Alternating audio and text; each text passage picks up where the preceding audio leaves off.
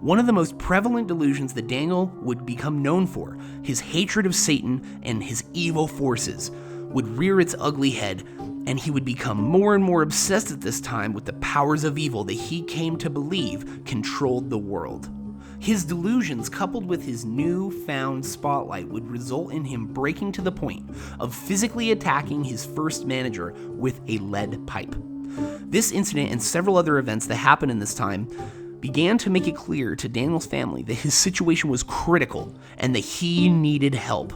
He was throwing all of his possessions away, and he was talking about the end of all things, and before long, Daniel famously would be hospitalized after being found having another psychotic episode in the middle of a flooded creek on the University of Texas campus.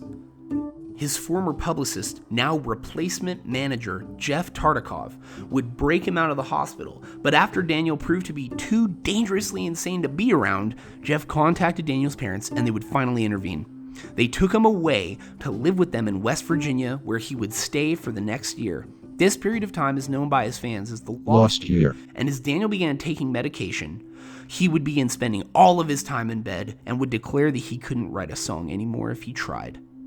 The elated phase of manic depressive psychosis is essentially the opposite of the depressed one. The patient describes his mood as top-notch, happy, and he says, "I never felt better in my life." When interfered with, he shows undue irritability and anger. He is overactive and overtalkative. His ideas come so rapidly that he jumps from one topic to the other. Distractibility is a common feature. Many maniacs talk and rhyme, or they pun for hours on end. Grandiose delusions are often expressed. Judgment is so poor that the maniac may go on spending sprees, pass bad checks, or drink alcohol to excessive sexual desire is increased, which fact, coupled with poor judgment, may lead to escapades and the contraction of a venereal disease or illegitimate pregnancies. The patient with bizarre manifestations may decorate himself with medals, buttons, feathers, pens, or rags. He may be noisy and shout. He may injure himself, but if he does, he pays no attention to the injury. Sleep is poor and of no definite pattern, and he's usually too busy to bother with eating. These factors in the overactivity lead to loss of weight. In extreme cases of manic excitement, the patient may be so active and excitable as to talk incoherently and to be disoriented. This is the danger of physical exhaustion. Hallucinations support the grandiose delusions. Well, there you have it. I'm a manic depressive with grand illusions. Well, it sure does seem like that could have been it for old Danny J. But as it happens, while Daniel was lying in bed for a year, his former publicist, now manager Jeff Tartikoff, was hard at work making connections with some of the biggest and most eccentric names in the music industry, including Jad Fair of Half Japanese and Steve Shelley of Sonic Youth fame, who would turn out to be instrumental in exposing Daniel Johnston to an entirely new audience. Eventually, because of Jeff's hard work, Daniel would receive an invitation to go and stay in New York with Steve Shelley in order to record alongside Mo Tucker of the Velvet Underground and Jad Fair. Chief among the highlights of this trip is a story told regarding an outing to the Statue of Liberty, where Daniel Johnston was purportedly arrested for graffitiing the symbol of the Christian fish on the walls of the interior of the Statue of Liberty dozens and dozens of times. As crazy as that may sound, however, this would turn out to be one of the most vanilla occurrences during Daniel's time in the Big Apple. Before he left home, Daniel had made 2 promises to his family and his manager Jeff. He assured everyone that he would do his best to stay out of trouble for his first promise. Now, staying out of trouble hadn't exactly gone as planned, what with, drawing all over the Statue of Liberty and getting arrested for it, but what of his other promise to his manager and his family? Daniel had also sworn to continue taking his medication and had readily acknowledged that the meds were why he was doing better and was being allowed to travel. But unfortunately, as Daniel arrived in New York, it is suspected that he immediately stopped taking his medication. In classic Daniel Johnston fashion, this would result in him accusing everyone around him of working for the devil in order to stop him from doing the holy work that he needs to accomplish through music in New York City. So after Daniel's scorching brand of satanic panic rears its ugly head yet again, these famous and influential people he is staying with are trying to get him to go home. They buy him bus tickets and drive him to the bus stop numerous times, but he won't go, because like a true blues brother, he is on a mission from God. After a complete refusal to leave New York before his mission is finished, Daniel ends up staying at a homeless shelter where he is eventually assaulted and has his belongings stolen from him. At this time, Daniel is described as being homeless, hungry, and having the time of his life, while his parents are worrying sick about him because they had not heard anything from him for some time. He is briefly hospitalized yet again in New York, but then gets out because of a clerical error and gives a very iconic yet off-putting and by all accounts severely worrying performance at the world-famous New York club CBGB's. Fortunately, shortly after this performance, he concluded that he had reached his goal of hitting the big time in New York, and because his insane antics had achieved him some serious notoriety in the burgeoning underground music scene, he decided to return to West Virginia with his parents. He was immediately hospitalized yet again, but was then released very quickly back into his parents' custody. After some time, he would again leave the safety of his parents' home to travel to Maryland in order to continue working with Jad Fair. At first, it seemed that the creative outlet that came with the partnership of another artist helped him somewhat stabilize. But of course, this is Daniel Johnston we're talking about. He was still pretty kooky. My favorite example of this is that according to Jad Fair, during this period, Daniel always wore all white. Why? Well, because it was the Christian thing to do. Daniel was always trying to adjust his behavior in order to portray himself as righteous as possible. However, some of the other Christian things that Daniel would go on to do were not so innocent. After the recording sessions had finished, Jad Fair saw Daniel onto the bus home. It was on this bus ride back to West Virginia that it would become clear Daniel had once again gone off his medication during his time in Maryland. He got off the bus several hours too early, and at precisely the worst moment during one of Daniel's famous psychotic episodes in the middle of a street at 6 a.m. in the morning, an elderly woman would call from her apartment window for Daniel to be quiet. Daniel, in his manic state, realizes that this elderly woman is obviously possessed by Satan, makes the only clear choice, which is to sprint up to her apartment and begin beating down the door. According to Daniel, all of this was done in order to save this woman. Unfortunately, Daniel's ill-fated rescue attempt apparently scared this woman so badly that she jumped out of her window in order to get away from him. She jumped out of her window on the second floor to get away from this crazy man. She lived, which is good, but she did break both of her legs, which is not so good. Daniel would go on to insist that the woman did not, in fact, jump out of the window of her own accord, and that he hadn't even made it through the front door.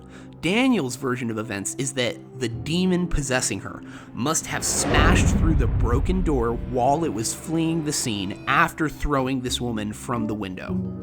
Daniel was arrested and tried for burglary, but pled insanity and was sentenced to spend his time in a mental hospital. He maintained his innocence all the way through, saying that he was only trying to exorcise the demons from this woman, and they were the ones who made her jump out of her window. When he gets to the psychiatric hospital where he is to be held, Daniel begins to have the grandest delusions of his life so far. He begins imagining the Beatles are getting back together in order to become his backing band. He starts recording commercials for Mountain Dew, believing himself to be in a sort of endorsement deal because the Mountain Dew in the soda machine at the hospital was always stocked for him. Possibly one of the most interesting, yet darkest of Daniel's delusions began to truly take hold of him, as an innocent childhood fantasy would at this time warp into a catalyst for one of the most traumatic moments in Daniel's life. Ever since he was a child, Daniel had loved the character Casper the Friendly Ghost. He would pretend like Casper was his imaginary friend, and he had always written and played songs about him. But here in the mental ward, it is reported that Daniel began to think that he truly was Casper the Friendly Ghost. Daniel gets out of the hospital yet again and begins to prepare for a show at the iconic South by Southwest Festival in Austin, Texas. While preparing for this show, he goes off of his medication again because he knows the show will be more powerful if he is in a dissociative state. He gives an iconic performance and then leaves immediately with his father, skipping any interviews. On the way back to their home in Daniel's father's plane, Daniel Johnston has a total psychotic break, and he becomes entirely convinced that he is a version of Casper the Friendly Ghost that is on the cover of one of his comic books. This Casper in particular was drawn wearing a parachute, and because of this, Daniel starts demanding that they put on parachutes and bail out of the plane. His dad insists that they can't do this and that they need to calm down. But Daniel Johnston overpowers his dad and steals the key from him out of the ignition of the plane. The plane stalls over what Daniel's father describes as nothing but trees. They end up crashing into the forest, and the plane is completely destroyed. But somehow, both Daniel and his father would survive with minor injuries.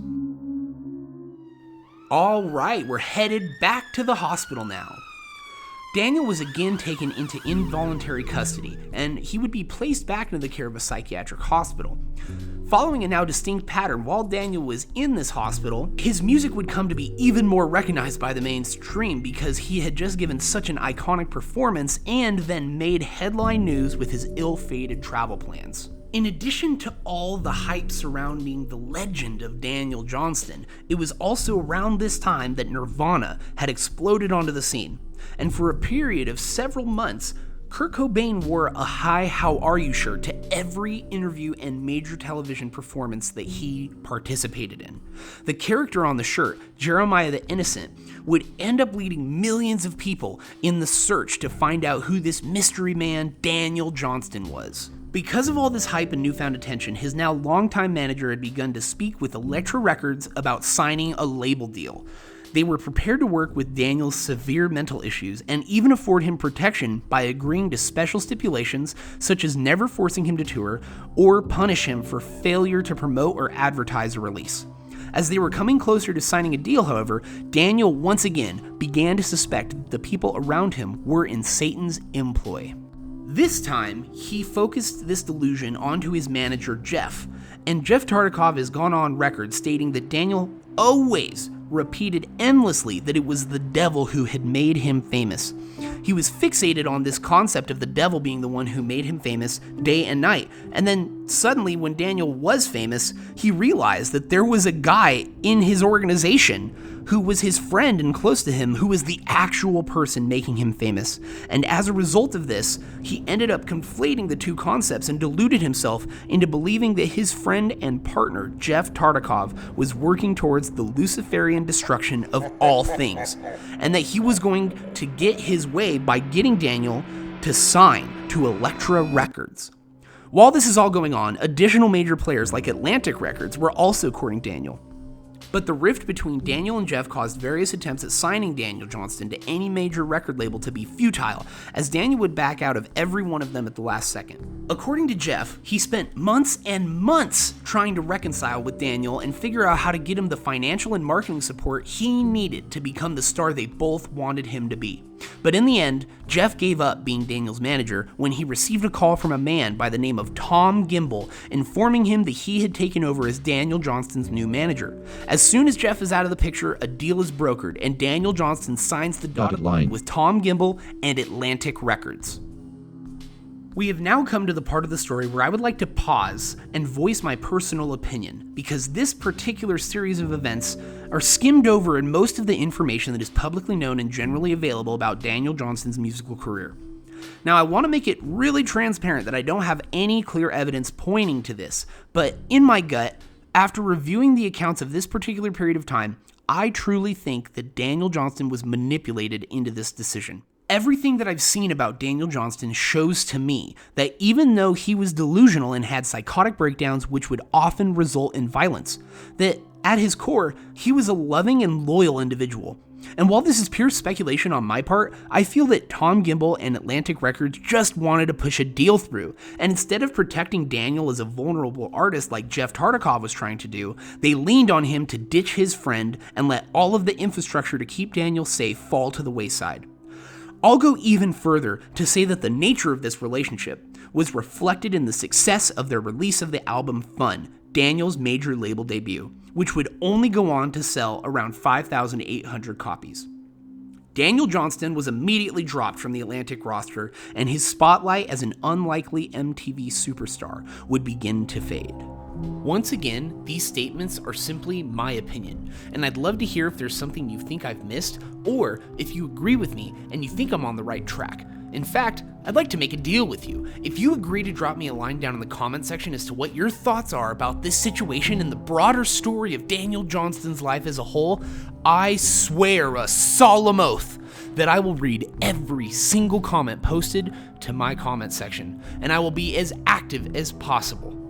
If you've made it this far into this 30-minute long tribute to my favorite eccentric musician, and don't go anywhere yet because I still have one epic story left to tell you, I want to thank you for taking an interest in music history and the stories that will go on to inspire the next generation of legendary musicians. Music communication is something I feel deeply passionate about, and for years I have dreamed about following in the steps of the great music historians before me and telling the most incredible stories surrounding the mystical art of music and sonic expression. Please feel free to tell me if there is anything that I could be improving about my videos. I really want to make the best content possible. And also, leave me some recommendations for some of your favorite eccentric musicians. I have a great lineup of videos coming up, but I'd love to see if there's anyone that I have missed, and I'm sure there is, so let me know.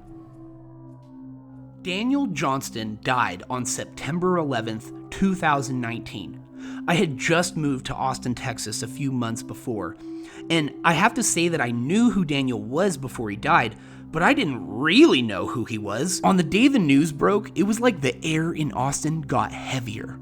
The entire city was talking about Daniel for the next 2 weeks. I had heard his music before, mainly his incredibly eccentric covers of Beatles songs, but that week I gave his full discography available on Spotify a listen through while I was working on South Congress Avenue in downtown Austin, and his character spoke to me in a way that no other artist has, or I think ever even could. I appreciate Daniel's work so much, and that is why I wanted to share this timeline of the most fantastical events that happened throughout the career of a person who was, in my humble opinion, one of the greatest artists to ever walk the earth.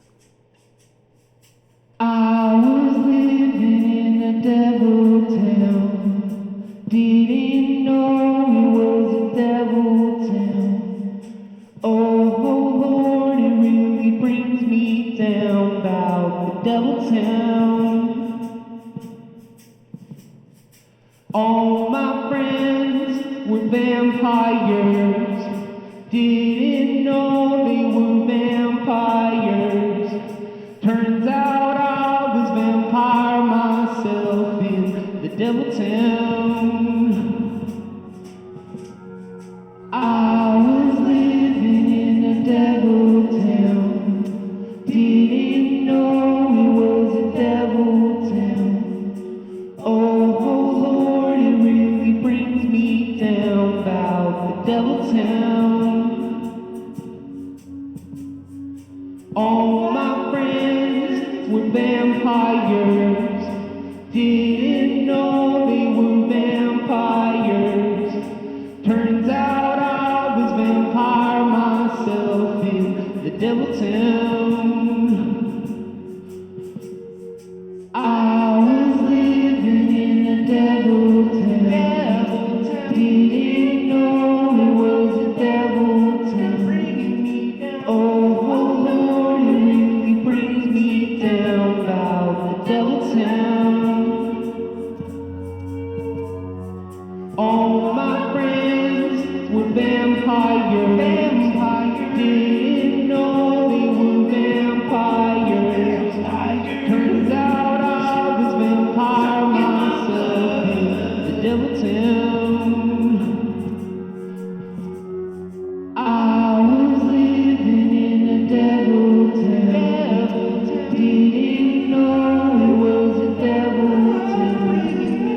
Oh Lord, it really brings me down about the devil town.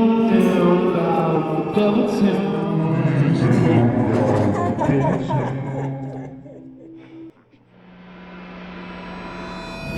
This video was made possible by Woodstock James Trading Company. You can help me keep making these videos and pick up some beautiful one-of-a-kind psychedelic apparel handmade in Austin, Texas over at my tie-dye shop, woodstockjames.com. In between the time of the peak of his notoriety as a manic artist who is of personal interest to Kurt Cobain, and when he died in 2019, Daniel lived his days out in Waller, Texas with his parents. He started focusing on illustration as his primary creative outlet, and because of his incredible ability to create simple yet vividly interesting depictions of themes that people anywhere in the world can relate to, his visual art became just as famous as his music. I recently was able to see some of his art in person on display at the Austin Public Library, and I have to say that it was one of the coolest and most unique experiences I've ever had at a municipal building. Thanks, Daniel. Towards the end, he was still playing music, and as late as 2015, Daniel was depicted in the documentary The Devil and Daniel Johnston as performing with a band called Danny and the Nightmares. The incredible story of how Daniel came to join this band of young miscreants is the story that I will take leave upon today, because I believe it to be the perfect closing note to the epic swan song of mythical misadventure that was the life of one of music's most interesting characters. One day in the quiet town of Waller, Texas, where Daniel Johnston was living out the rest of his days after his rise to fame, a group of kids would stumble across a man being attacked by a dog in the middle of the road. Immediately recognizing that it was Daniel Johnston, these young kids jumped into action and saved Daniel from the dogs.